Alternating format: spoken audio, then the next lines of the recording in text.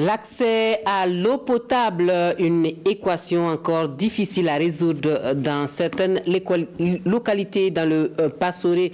La corvée incombe aux femmes et qui s'ajoute à la longue liste de leurs tâches quotidiennes. Une de nos équipes de reportage fait le constat pour nous. Suivons le dossier que nous propose Bessa Francis Tien sur le sujet. Pelek Tanga, localité située à une dizaine de kilomètres de Yako.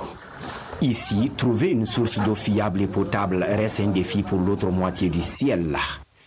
Parcourir des kilomètres pour s'approvisionner en eau sous un soleil de plomb, c'est le quotidien de ces femmes.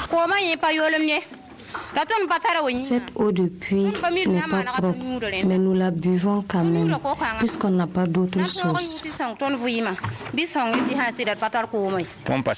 La pompe est en panne depuis longtemps. On répare, mais ça tombe à nouveau en panne parce qu'il y a trop de gens qui puisent ici. Une situation à risque pour les membres de nombreux foyers. C'est un impact au niveau de la santé parce que c'est l'eau de pluie que les gens consomment.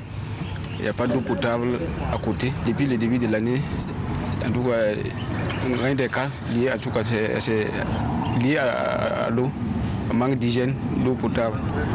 Autre localité, autre réalité.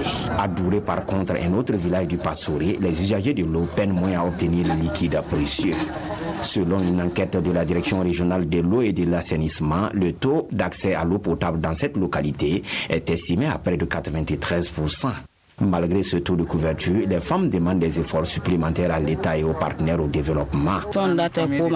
Si on peut avoir suffisamment de fourrage, cela nous facilitera davantage l'accès à l'eau potable. Et comme vous le savez, l'eau, c'est la vie. Tout comme à Douré, les indicateurs en matière d'accès à l'eau potable sont au vert à Songnaba, localité située à quelques encablures de la ville de Yako.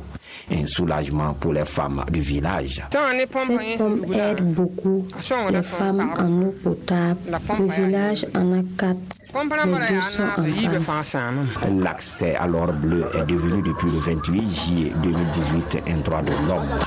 La lutte pour l'accès au liquide précieux doit cependant se poursuivre en milieu rural au grand bonheur des femmes.